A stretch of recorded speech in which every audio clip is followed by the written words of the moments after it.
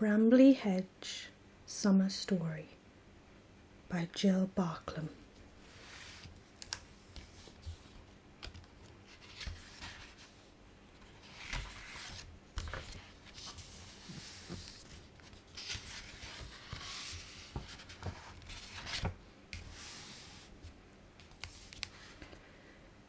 For many generations, families of mice have made their homes in the roots and trunks of the trees of Brambly Hedge, a dense and tangled hedgerow that borders the field on the other side of the stream.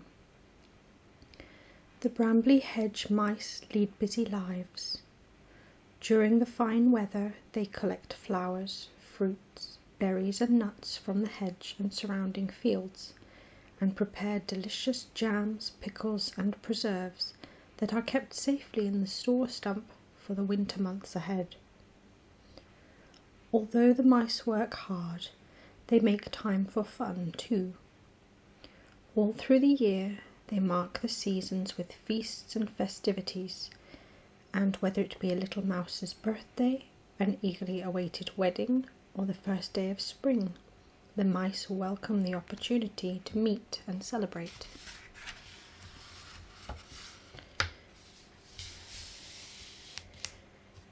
It was a very hot summer. Each day the sun rose high in the blue sky, and the fields shimmered in the heat.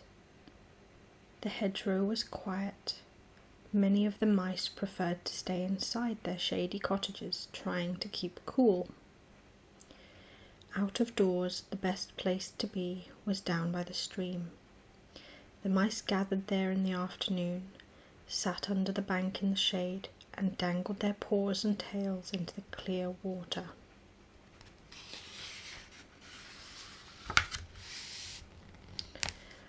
On the banks of the stream were the flour and dairy mills.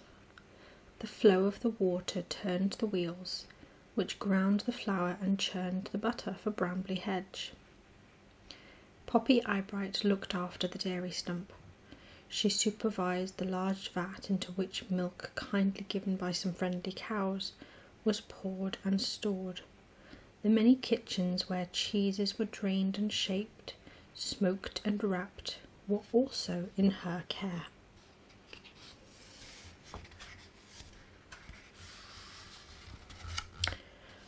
Poppy was not fond of hot weather.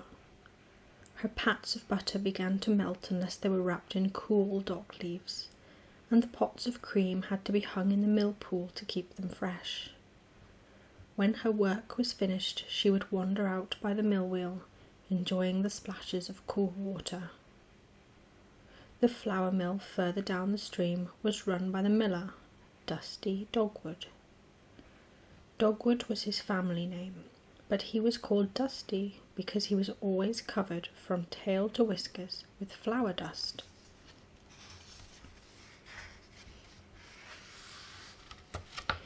He was a cheerful and friendly mouse, like his father, his grandfather, and his great-grandfather, who had all run the mill before him. He loved the fine weather and strolled up and down the stream, chatting to the paddlers and dabblers. His walks took him past the dairy, where he would often see Poppy standing by the stream, looking very pretty.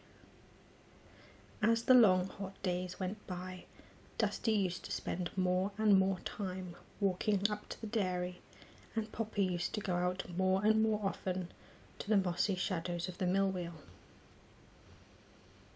Early in June, Miss Poppy Eyebright and Mr. Dusty Dogwood officially announced their engagement. Everyone along the hedgerow was delighted.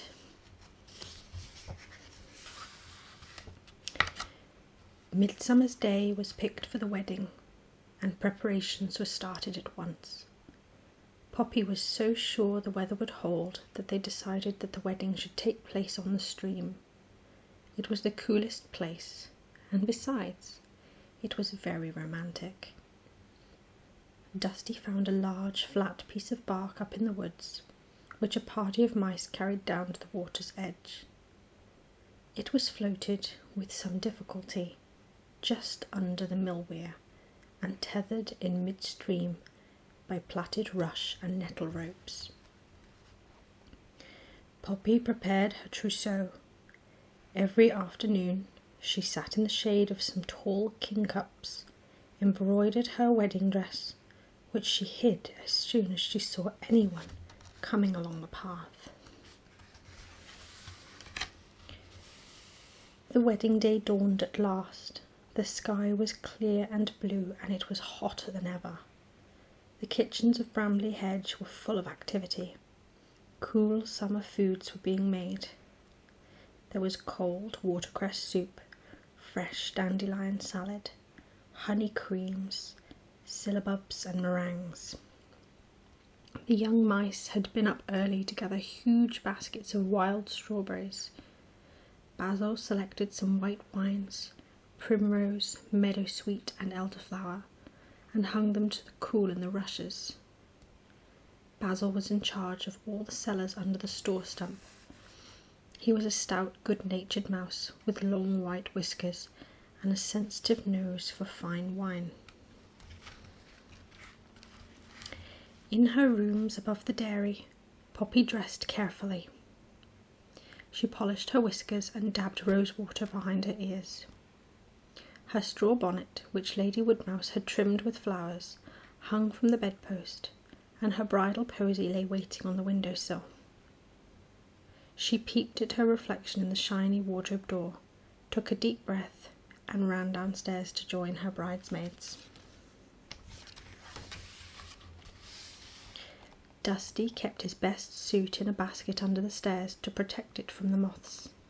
He put it on and tucked a daisy into his buttonhole. "I'd better just check that barley I ground yesterday," he said to himself. He ran up the steps at such a pace that the whole mill seemed to shake. The wooden floor above him let down a cloud of dust all over his new wedding suit. "Bother it," he said, sitting on a sack of corn and looking at his mottled jacket in dismay. There was a thumping on the door below, and his friend Conker called through the letterbox. "Dusty, are you ready? It's nearly time to go." Dusty sighed and went morosely down the stairs.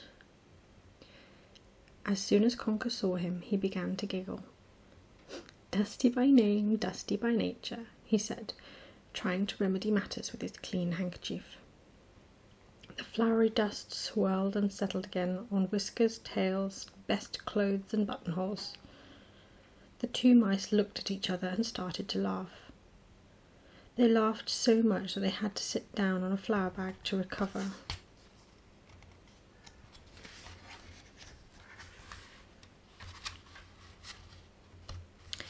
The wedding was to take place at midday, and Dusty and Conker arrived just in time. The guests were all in their finest clothes.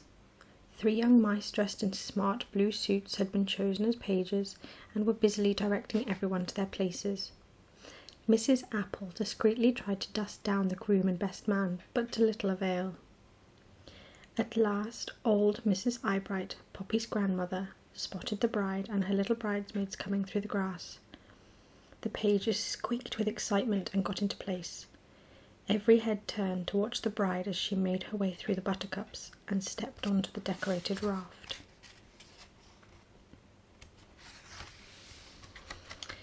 The old vole, who had been asked to perform the ceremony, stood up and said in a kindly voice, "Poppy Eyebright, do you love Dusty Dogwood, and will you love him and care for him for ever and ever?"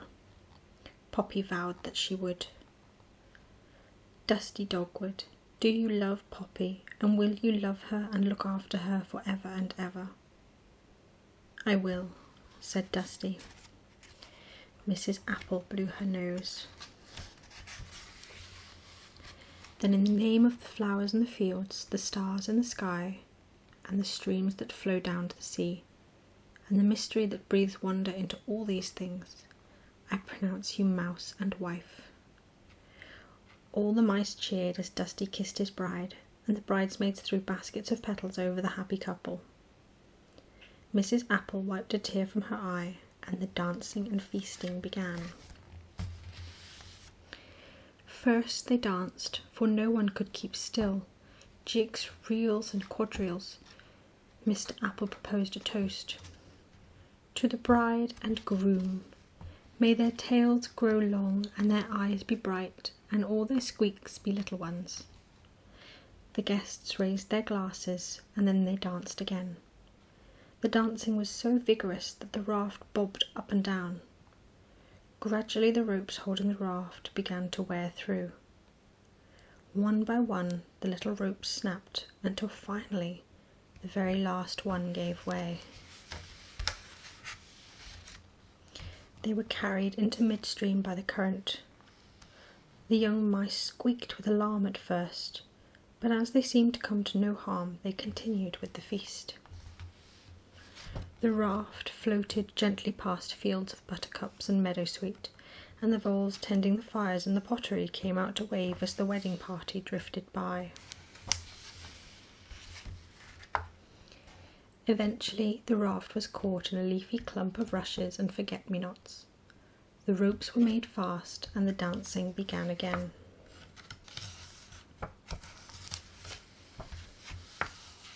At last, the dusk came, golden and misty over the fields.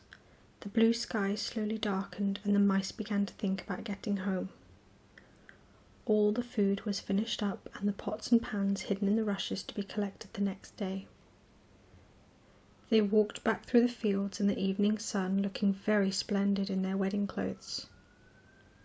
The old vole was taken back to his first hole, and the rest of the mice gradually made their way home to bed, exhausted but happy. And what happened to Poppy and Dusty? They slipped quietly away to the primrose woods. The primroses were over, but there, hidden amongst the long grass and ferns, wild roses and honeysuckle, was the cottage in which they had chosen to stay. It was the perfect place for a honeymoon.